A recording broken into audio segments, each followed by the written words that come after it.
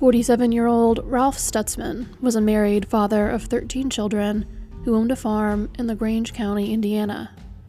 On August 17, 1952, he left his house to go out to his barn and never returned. Rumors about his disappearance swirled in his community for decades, which was very upsetting to his family. His wife, as well as several of his children, passed away without ever learning what became of him. On June 16, 2023, more than 70 years after Ralph disappeared, LaGrange County Sheriff's Detective Stephanie Mickham announced at a press conference that his case had been solved.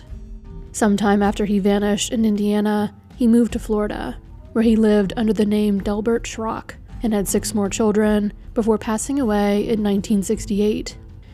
In 2022, a woman given the pseudonym of Crystal in the press submitted her DNA to Ancestry.com in hopes of finding her biological parents. She believed she was a descendant of Ralph Stutzman of Indiana, but the site identified her grandfather as Delbert Schrock of Florida because his daughter Ruth had used the service and uploaded her DNA profile to their site. Crystal contacted a genealogist named Randy Davis to help investigate this unexpected result. After doing more research and realizing that Ralph Stutzman had disappeared before Delbert Schrock appeared in public records, Randy reached out to Detective Mickham to tell her he had a lead in a decades-old disappearance. She was initially suspicious, but did her own investigating into the Stutzman case. When she realized Randy may have been onto something, she requested that Ralph's daughter Mary provide a DNA sample. Mary's DNA sample confirmed that she and Ruth, the woman living in Florida, were half-sisters. Mary Stutzman Boyd is now 92 years old and suffering from memory issues. Her family does not believe she fully comprehends what has transpired, but they are relieved she finally has some answers about her father, even if she does not fully understand them. According to her son, Ben Boyd, who was just 5 years old when his grandfather disappeared, for years and years, she always said that she would like to know what happened to her dad before she died.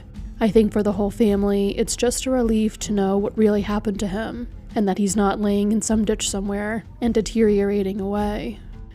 Ralph's reasons for leaving his first family remain unknown. Some members of the family he had while living as Delbert Schrock watched the press conference via Zoom, and were able to virtually meet the members of the Stutzman family, who were in attendance in person in Indiana. They were shocked by the revelation that the man they had known as Delbert had another family. Many members of both sides of the family hope to get together for a family reunion to meet in person sometime soon.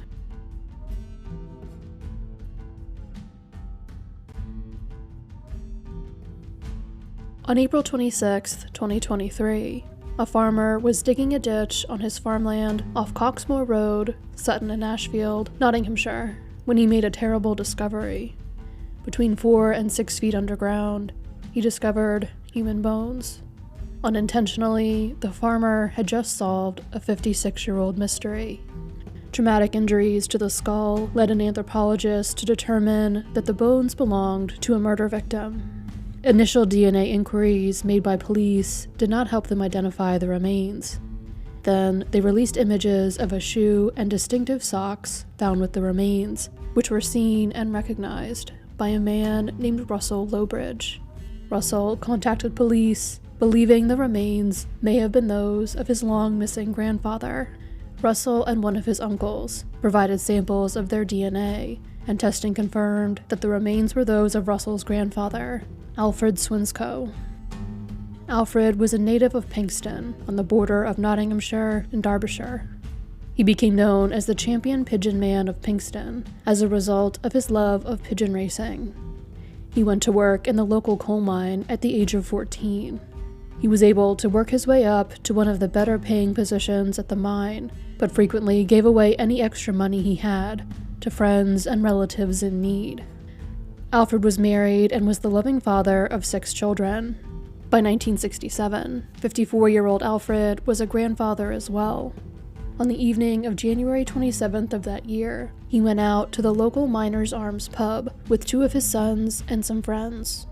He was last seen around 10:30 p.m. when he gave his son some money to buy the next round of drinks, and then stepped outside to relieve himself. He never came back inside.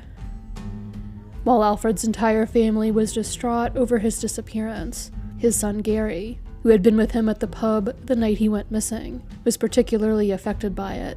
He spent decades reaching out to agencies, hiring a private detective, and performing searches of his own, going into abandoned wells and searching local fields. Gary shared his father's love of pigeon racing and continued the hobby well after his father disappeared. He unfortunately passed away in November of 2012 following a short illness, never getting the answers about his father's fate that he spent decades searching for. According to Russell Lowbridge, it completely broke him, never knowing what happened to his dad. I want justice for Gary because he tried so hard to get answers. It tormented him up until the day he died. The Swinscoe family plans to bury Alfred's remains alongside Gary so that father and son can in some way be reunited. While Alfred's disappearance has been solved, the news that he was murdered has created new questions that now need answers. A murder investigation has officially been opened in the case. Alfred's family appeared on BBC's Crime Watch to appeal to the public for help. The coal mine where Alfred worked has since closed, and as it was a major employer in the area, a large number of people who lived there at the time of Alfred's murder have since moved. The family hopes that national media coverage will help reach former residents of the area who may have relevant information but now live elsewhere. Alfred's remains were found some 5 miles away from where he was last seen. According to investigators, this is an important detail because it indicates that his killer had access to a car, which very few members of the community did back in 1967.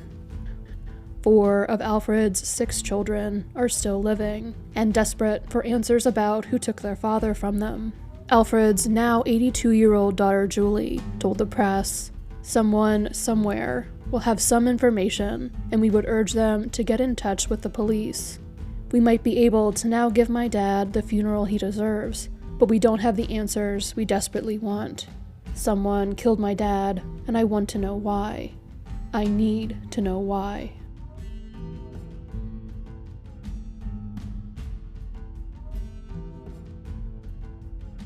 "84-year-old Philip Kahn was a retired cab driver who lived in a mobile home in Las Vegas with his wife, Jean. He had been born in New York City during the Great Depression and had lived in Florida for a time before ending up in Las Vegas. He was tall and tan and known to other cabbies as Stretch. He loved warm weather and swimming. He met Jean while they were both in their 60s, and they had been happily married for 20 years in 2000. On July 9th of that year, Philip left home around 7 p.m. A neighbor was giving him a ride to McCarran International Airport. He told Jean that he was going to Coral Gables, Florida, seeking holistic treatment for a physical ailment, believed to be an aortic embolism, because he did not want to undergo surgery for the condition. He never returned home, and Jean never heard from him again. She reported him missing to police after 12 days, with no word from him. Investigators would later learn that Philip liquidated his assets after leaving home. He had sent his sister some money and a letter, and signed over power of attorney to his wife. Airline records showed that he had not flown to Florida, as he had told Jean, but to New York City. His movements could not be traced further. Philip had not shown any signs of dementia prior to his disappearance. Jean died in December of 2007 at the age of 89, never learning where her husband had gone. According to her daughter, Jean went through a variety of emotions, from anger to sadness, over her missing husband, but she did not fall apart after he disappeared, and lived her life to the fullest in her final years without him. It would not be until January 11th, 2023, that the resolution of his case was announced. That day, the State of Maine Office of Chief Medical Examiner issued a statement confirming that human remains found by the Coast Guard off the coast of Maine on July 24, 2000, had been identified as Philip Kahn. The remains could not be identified at the time they were found, so they were ultimately cremated and interred at Gracelawn Memorial Park in Auburn, Maine. Local authorities revisited the case over the years, but it was not until the FBI became involved that the interstate identification was made.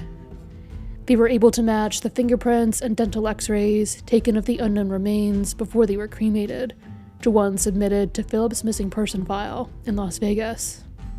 The identification of Philip's remains has brought on complex emotions for his stepdaughter, Jean's daughter, Judy Drago. She is perplexed over why Philip ended up in Maine. The news has also brought back up memories of her late mother. She feels at peace with the information she has now and is grateful that her stepfather's remains were laid to rest. She does not have any plans to have his ashes relocated.